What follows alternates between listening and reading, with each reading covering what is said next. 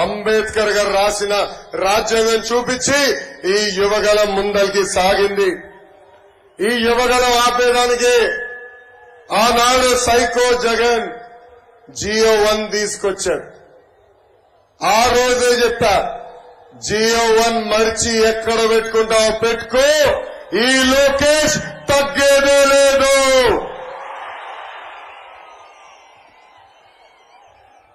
నా మైక్ వేగులు లాక్కున్నారు. ఇది అన్న విశ్వవిఖ్యాత నడ సార్వభౌమ స్వర్గశ్రీ నందమూరి తారక రామారావు గారు ఇచ్చిన గొంతు. ఈ గొంతు నొక్కే మగాడు పుట్టలేదు, పుట్టవోడు.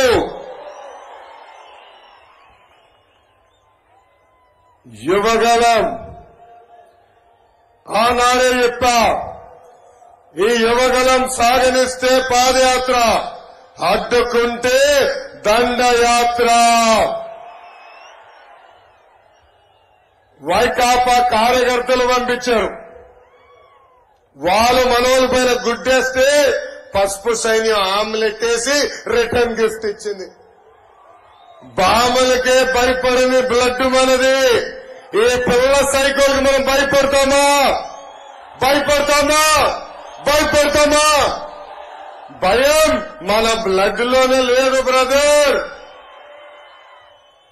జగన్ది రాజారెడ్డి రాజ్యాంగం పొగరు, మీ లోకేష్ ది అంబేద్కర్ రాసిన రాజ్యాంగం పౌరుషం.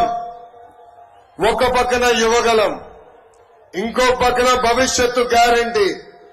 అదేవిధంగా వారాహి యాత్ర వల్ల వైకాపా ఫ్యాన్ కి ఊక్కబట్టింది. చాలా ఇబ్బంది పడ్డారు.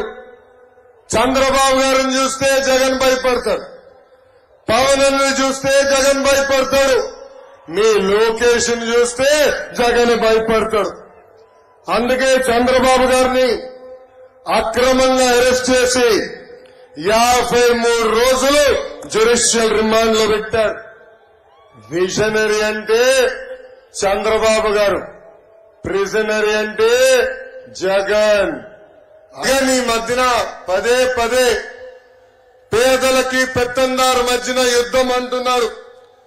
1,00,000 కోట్ల ప్రజాధనాన్ని లూటీ చేసిన వాడు పేదవాడవుతాడా? 1,00,000 రూపాయలు విలువైన చెప్పులు వేసుకుని తిరిగేవాడు పేదవాడవుతాడా?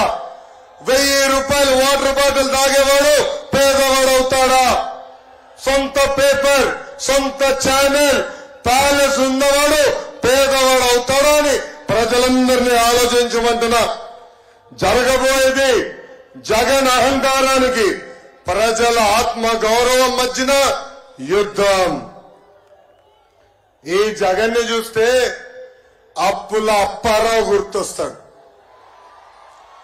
ఎన్నికల ముందర అందరికీ ముద్దులు పెట్టి ఒక్క అవకాశం ప్లీజ్, ఒక్క అవకాశం ఇవ్వండి అని అడిగాడు.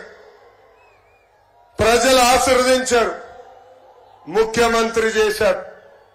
ఈ రోజు 12 లక్షల కోట్ల రూపాయలు అప్పు చేశారు. ఆ అప్పుకి అయ్యే పన్ను ప్రతి సంవత్సరం 1,00,000 కోట్ల రూపాయలు. సంపద సృష్టించి సంక్షేమం అందించే విజరీ నాయకుడు మన నాయకుడు చంద్రబాబు నాయుడు గారు ఇప్పుడు రాష్ట్రానికి కావాలి. ప్రజల తరపున పోరాడే నాయకుడు పవర్ఫుల్ పవన్ అన్న ఈ రోజు రాష్ట్రానికి కావాలి. ఈ జగన్ ఈ రోజు మళ్ళీ కొత్త స్కీమ్ తీసుకొచ్చాడు. ఆ స్కీమ్ పేరే ఆడుదాం ఆంధ్ర అంట. ప్రజల్ని అడిగిన ఆడుదాం ఆంధ్ర పైన మీ అభిప్రాయం ఏంటని, మా జీవితాలతో ఆడారు చాలు బాబు, ఈ కార్యక్రమం మాకు వద్దునే వద్దన్నారు. జగన్ ఒక ఐపీఎల్ టీం కూడా పెడతాడంట. ఆ ఐపీఎల్ టీం పేరేంటో తెలుసా? కోడి కత్తి వారియర్స్. ఆ ఐపీఎల్ లో టీం మెంబర్స్ ఎవరో తెలుసా? Senior batsmen Avinash Reddy. బాబాయిని గట్టి కొట్టాడు కదా, బెట్టింగ్ స్టార్ అనిల్ యాదవ్, అరగంట స్టార్ అంబట్టి, గంట star Avanthi, all rounder Gorantla Madhav, reel star Bharat, బూత్ల star Kodali Nani, pinch hitter Biyyapu Madhusudan Reddy. అబ్బో ఎంత అద్భుతమైన ఐపీఎల్ టీమో ఇది. ఈ యువగలం పాదయాత్ర నాకెన్నో పాఠాలు నేర్పించింది. నాయకుడు అనే వ్యక్తి ఎంత బాధ్యతతో ఉండాలో నేను తెలుసుకున్నా. ఒక నాయకుడు చేసిన తప్పుల వల్ల రాష్ట్ర ప్రజలు ఎంత ఇబ్బందులు పడుతున్నారో కల్లారా నేను చూశా. అడుగడుగున ఈ జగన్ చేస్తున్న విధ్వంసం కంపడింది.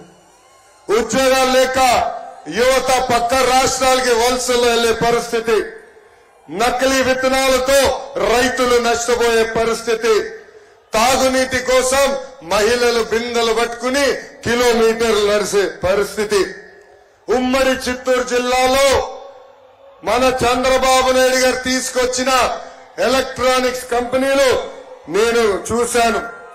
అదే విధంగా పాపాల పెద్దిరెడ్డి అవినీతి సామ్రాజ్యం కూడా నేను చూశాను.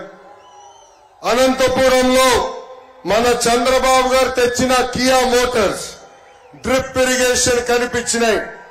జగన్ తీసుకొచ్చిన కష్టాలు కన్నీరు కూడా కనిపించినాయి.